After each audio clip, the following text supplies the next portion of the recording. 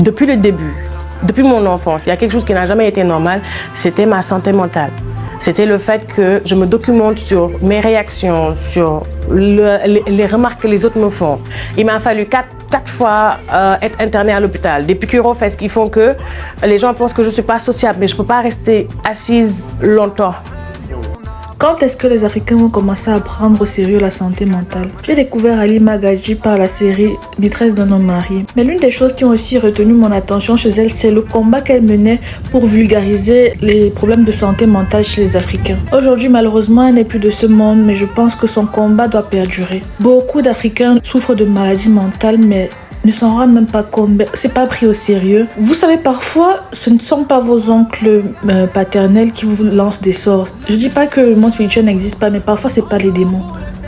Parfois c'est pas ça, parfois c'est pas des malédictions, parfois c'est pas les démons, parfois vous avez juste un problème mental, parfois vous êtes schizophrène, parfois vous êtes dépressif, parfois vous souffrez de maladies mentales dont vous n'êtes même pas au courant, et je pense qu'il est temps d'en parler, qu'il est temps de vulgariser ça et d'arrêter de mettre cette honte sur le fait de chercher de l'aide en fait. Trop souvent dans ces communautés, on considère qu'aller chez les psychologues, chez les psychiatres, c'est pour les fous, mais c'est faux, c'est faux.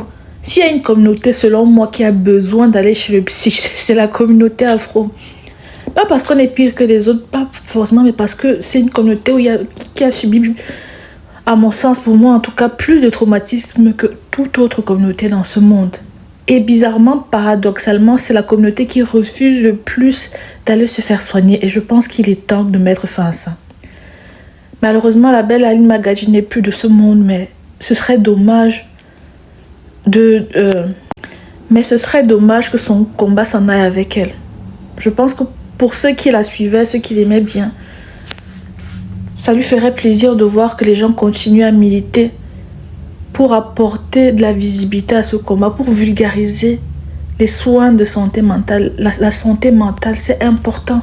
C'est tout aussi important que la santé physique. Mais quand j'y pense, même, ce n'est même pas si étonnant que ça de voir que les Africains négligent la santé mentale, parce que ces derniers négligent même déjà la santé physique. Combien d'Africains vont faire des check-up chez le médecin alors que c'est conseillé de le faire plusieurs fois par an? Combien d'Africains font ça? En général, les Africains vont chez le médecin quand les symptômes sont déjà visibles, quand c'est déjà trop tard, quand c'est déjà la phase terminale. Donc si ces derniers négligent la santé physique, combien de fois la santé mentale? Mais il est temps. Je pense qu'il est temps. J'en ai marre de voir des gens bizarres. Beaucoup de vos parents sont schizophrènes, font des burning out, sont dépressifs.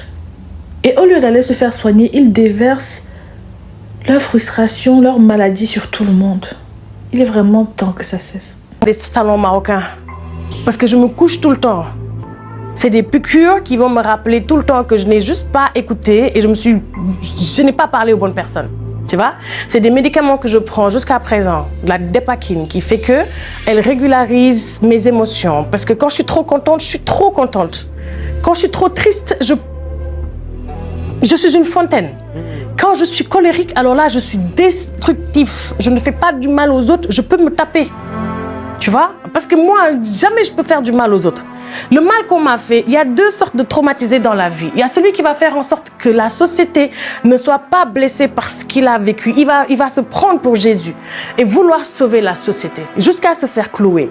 Mais il y a l'autre qui va dire, ce que j'ai vécu moi, j'ai normalisé, je vais le faire à un autre. Et quand il va se plaindre, il va dire, bah ouais, moi aussi j'ai été enfant, on m'a violé, ça m'a fait quoi? Tu vois? Il y a celui qui se permet de tout faire parce qu'on lui a fait.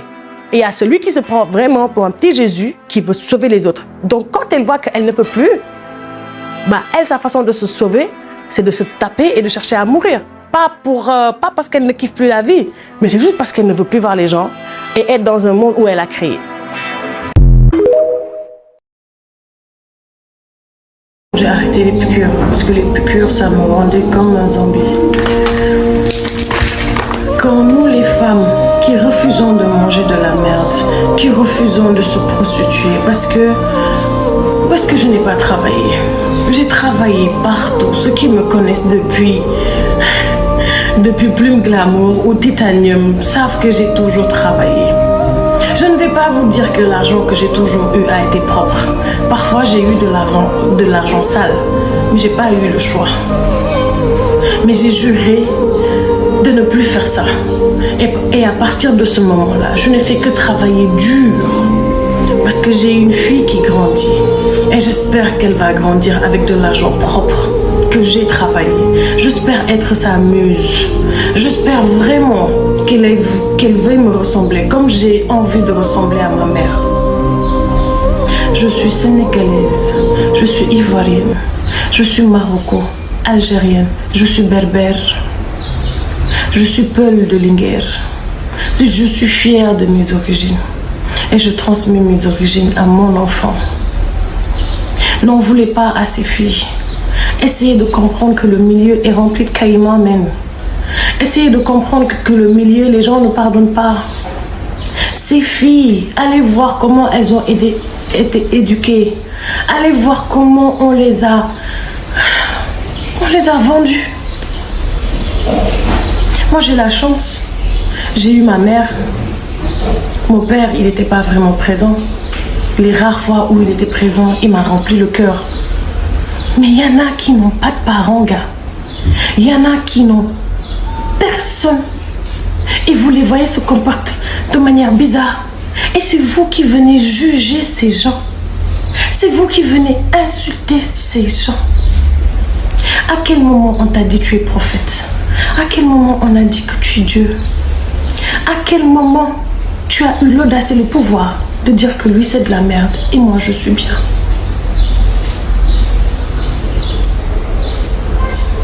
On dirait qu'on m'avait enlevé un rideau, ou bien le rideau est tombé. Mais le monde que je vois là, j'espère que cette génération, cette petite génération va grandir avec beaucoup de pitié et d'amour. Parce que tout tourne autour de l'argent, tout tourne autour de la brillance, tout tourne autour de « voyez-moi ». Et plus personne ne pense à Dieu. Plus personne ne prie réellement.